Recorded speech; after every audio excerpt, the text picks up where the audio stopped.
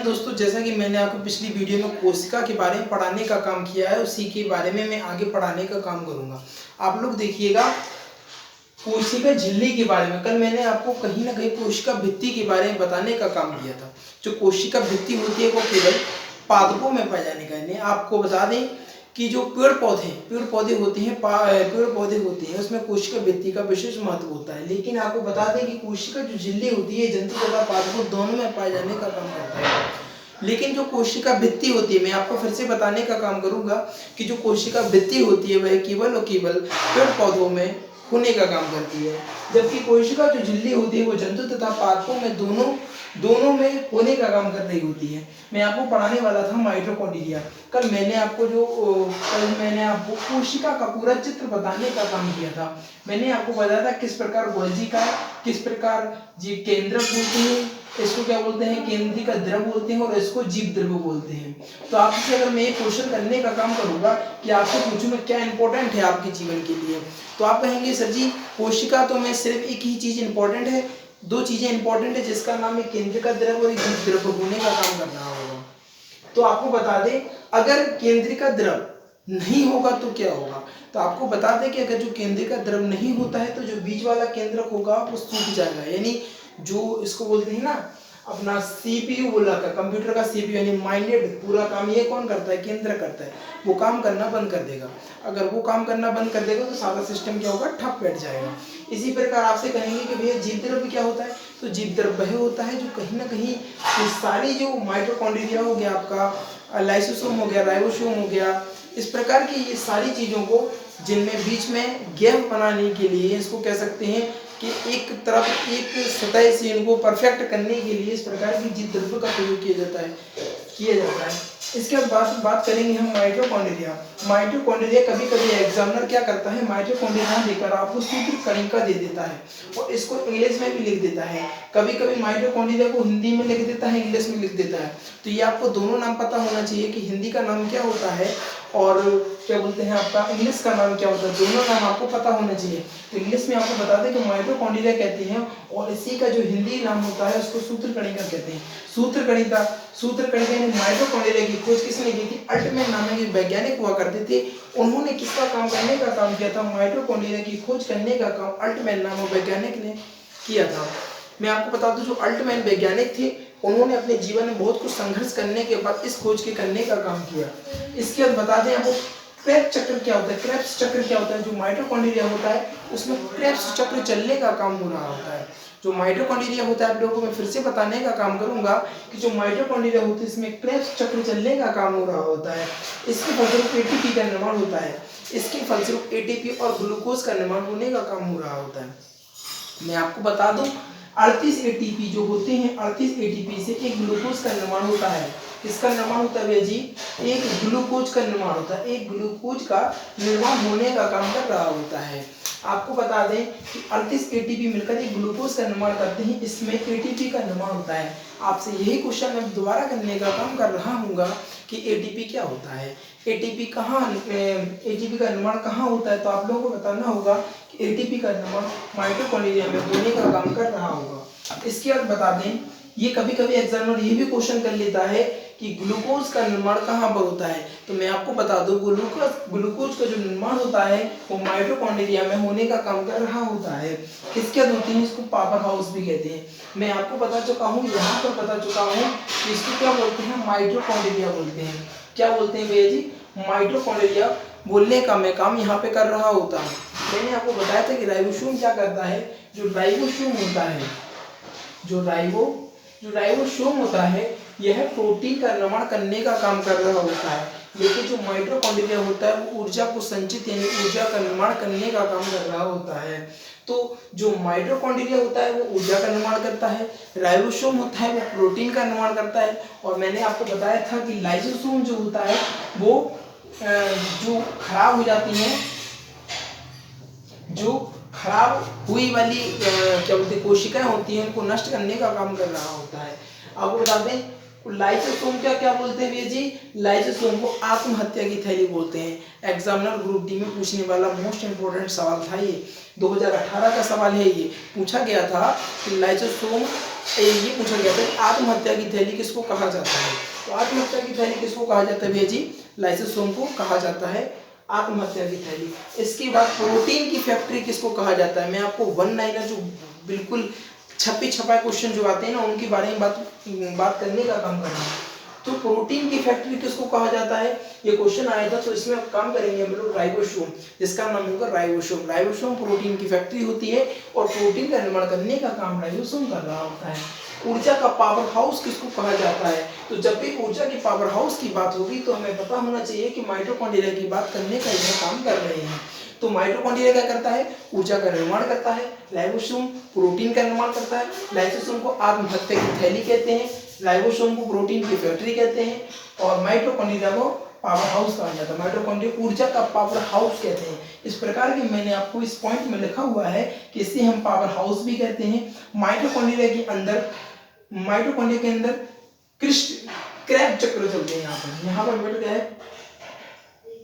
Krebs चक्र चलते हैं। यहाँ पर क्रेब्स या क्रिस्टी बोलते हैं बेटा, इसको क्रिस्टी पढ़ सकते हैं, डायरेक्ट क्रिस्टी कर लेंगे। क्रिस्टी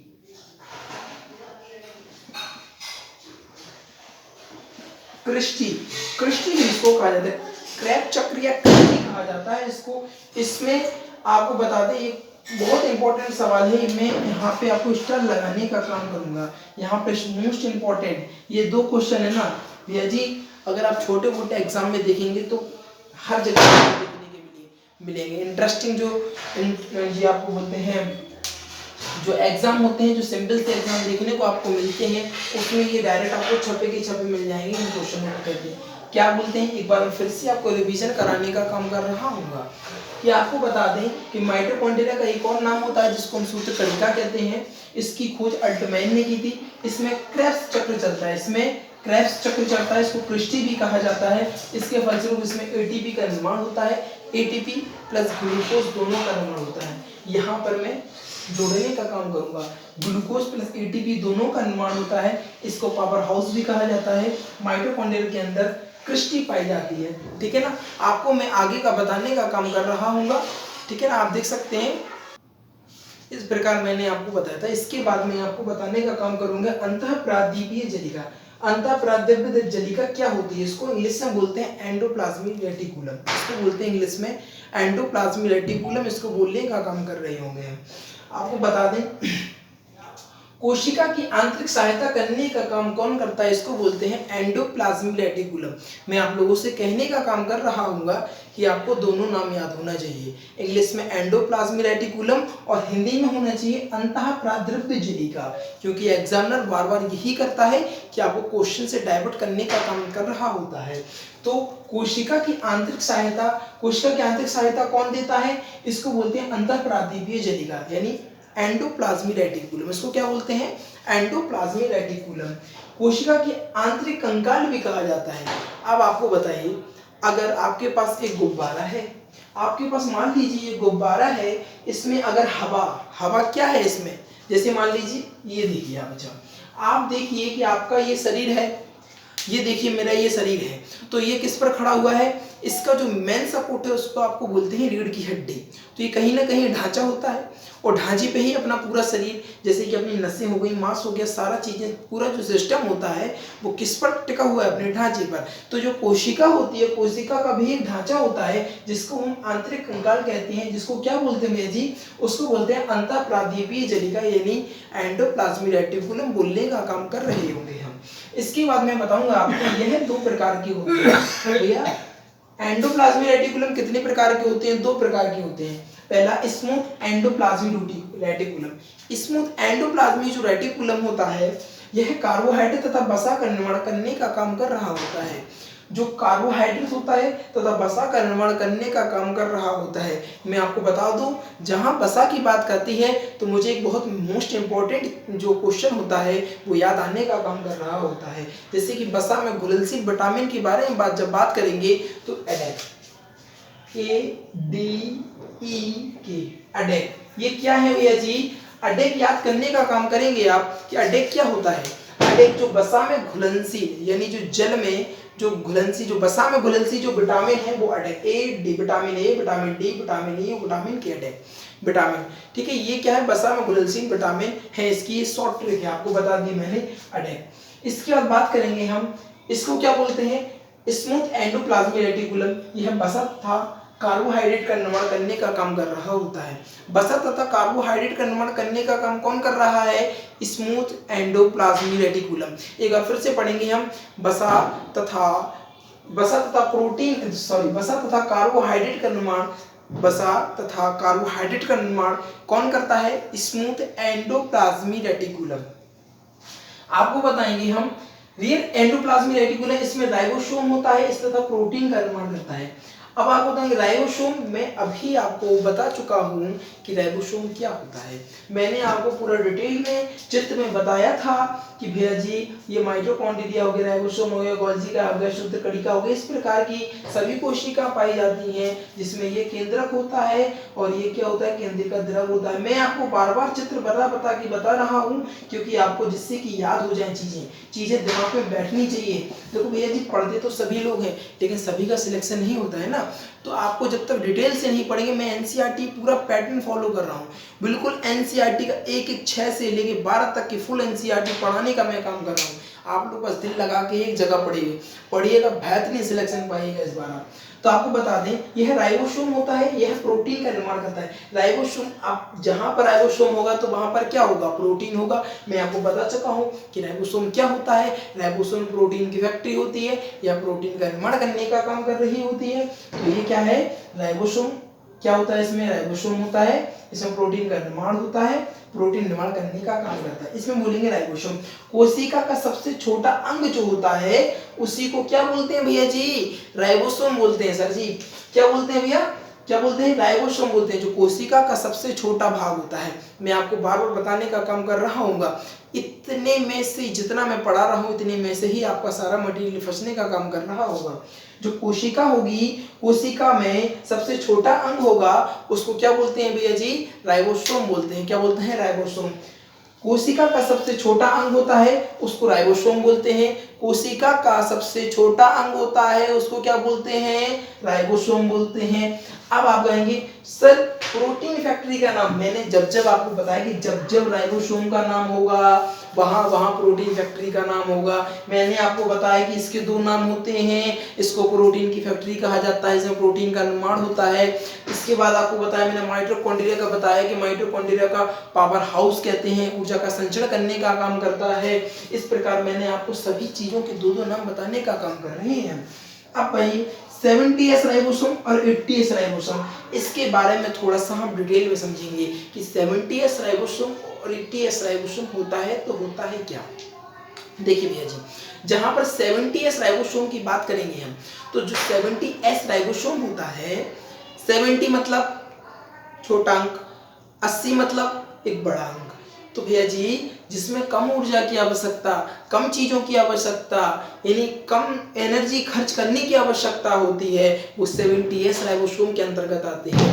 80S के अंतर्गत वह आते हैं जो व्यक्ति होते हैं, जैसे कि मैं आपको बताऊंगा कि जैसे इंसान है तो इसमें कौन सा राइबोसोम पाया जाएगा, कहना सर जी 80S राइबोसोम पाया जाएगा। तो हम बोलेंगे भैया क्यों किस लिए 80S ही क्यों चाहिए, 70S क्यों नहीं, तो क्योंकि हम ऊर्जा की खपत ज्यादा करते हैं, हम वर्क ज्यादा करते हैं। जबकि बैक्टीरिया की जब हम बात करेंगे तो उसमें जो कोशिका होती है वो पूरी नहीं होती है।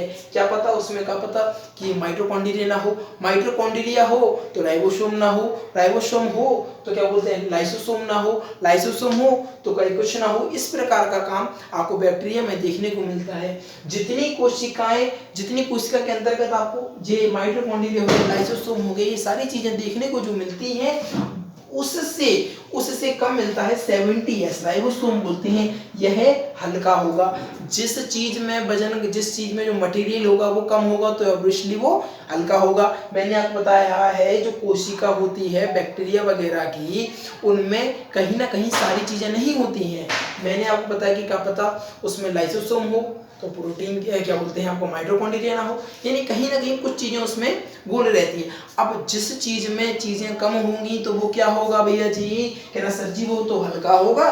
तो क्या होगा 70S राइबोसोम होता है वो अत्यधिक हल्का होता है, हल्का होने का काम कर रहा होता है। इसको प्रोकैरियोटिक कोशिका पाई जाती है। इसमें कौन सी कोशिका, महत्वपूर्ण क्वेश्चन, प्रोकैरियोटिक कोशिका, प्रोकैरियोटिक कोशिका किसमें पाई जाती है? बहुत इंपॉर्टेंट क्वेश्चन है ये, एग्जामिनर बहुत घुमा घुमा के पूछता है। कभी कहता है बताइए कि प्रोकैरियोटिक कोशिका किसमें पाई जाती है, तो आपको बताना होगा कि सर जी जो 70S राइबोसोम है ना, हमारे सर ने पढ़ाया था कि जो 70S राइबोसोम होता है उसमें प्रोकैरियोटिक कोशिकाएं पाई जाती हैं। प्रोकैरियोटिक, और आपको बताऊंगा 80S राइबोसोम। आप सुनिए, आप 80S राइबोसोम यह भारी होती है, जिस चीज में मटेरियल ज्यादा होगा वो भारी भी होंगी। मान लीजिए ये मार्कर है, इस मार्कर में इंक पूरी तरीके से खाली कर दी जाए और खाली करने के बाद इसका वजन कम होगा कि ना? सर जी बिल्कुल होगा। और इसमें इंक की जगह हम पानी भर दें, बजरी भर दें, बजरी के बाद इसका वजन तोलेंगे तो ज्यादा होगा कि ना? सर जी बिल्कुल होगा। तो इसी प्रकार 80S राइबोसोम होता है, परफेक्ट कोशिका होती है जो कि मानव में, जीव जंतुओं में पाई जाती है। किसमें पाई जाती है? 80S राइबोसोम वाली जो कोशिका होती है वो मानव में पाई जाती है। मानव में पाई जाने का काम कर रही होती है, यह अत्यधिक भारी होती है। यह प्रोकैरियोटिक यह तथा इसमें यूकैरियोटिक कोशिका पाई जाती है। भैया जी कहना सर जी यूकैरियोटिक और प्रोकैरियोटिक में तो समझ में ही नहीं आ रहा, कैसे याद करें? तो मैं आपको इसका बहुत बढ़िया तरीका बताएंगे। क्या बताएंगे? देखना, यूकैरियोटिक किसके बोलते हैं? आप वायरस को तो देख नहीं सकते हैं, आप वायरस से तो बोलेंगे नहीं यू यू यू, तो आप करेंगे नहीं, लेकिन आप अपने दोस्त से कहेंगे यू यू व्हाट यू, इस प्रकार के वर्ड का प्रयोग करते हैं। किसके साथ करते हैं? जो जीव जंतु होते हैं, आपके मित्र होते हैं, यार होते हैं, दोस्त होते हैं, तो उसमें किसका प्रयोग किया जाता है? यू का प्रयोग किया जाता है, यानी यूकैरियोटिक। तो आपको बता दिया कि 80S राइबोसोम होता है वो यूकैरियोटिक के अंतर्गत आता है। जो 80S राइबोसोम होगा वो यूकैरियोटिक के अंतर्गत आएगा, जबकि प्रोकैरियोटिक वो होते हैं जिसमें वायरस होता है। इन सभी प्रकार के जीवों में आपको देखने को मिलेगा प्रोकैरियोटिक। तो आपको मैं सोचता हूं कि ये क्लियर हो गया होगा कि यूकैरियोटिक और प्रोकैरियोटिक में क्या डिफरेंस होता है। एक बार मैं रिवीजन कराने का काम करूंगा, इसके बाद गोल्जी का पढ़ाऊंगा। आप सोचिएगा कि ये 70S और 80S का क्या सिस्टम है, तो मैं आपको बताऊंगा कि भैया जी क्वेश्चन इस प्रकार करेगा, एग्जामिनर आपसे कहेगा कि बताइए कि 80S राइबोसोम में कौन सी कोशिकाएं पाई जाती हैं, तो आपको ध्यान होगा कि हमारे सर जी ने पढ़ाया है कि 80S राइबोसोम होता है उसमें यूकैरियोटिक कोशिका पाई जाती है, जबकि 70S राइबोसोम में प्रोकैरियोटिक कोशिका पाई जाती है। इस प्रकार 70S और 80S को मैं सोचता हूं कि आप लोगों को अच्छे से समझ में आ गया होगा। इसके बाद बात करेंगे हम गोल्जी का बॉडी की। गोल्जी का है भैया जी, ये क्वेश्चन है ना, ये जो खोज करता है ना, हर जगह इनके क्वेश्चन आपको देखने को मिलेंगे। इसके अब करेंगे गोल्जी का बॉडी। इसकी खोज कैमिलो गोल्जी ने की थी। किसने की थी भैया जी? कैमिलो गोल्जी ने गोल्जी के बॉडी का निर्माण करने का काम किया था। यह पदार्थों का परिवहन करता है तथा यातायात में सहायता करता है। कहना सर जी पदार्थों का परिवहन किस प्रकार करता है, हमें ये बात समझ में नहीं आई, तो मैं आपको समझाने का काम कर रहा हूँगा कि आप जैसे ही किसी चीज़ को खाते हैं तो किसी को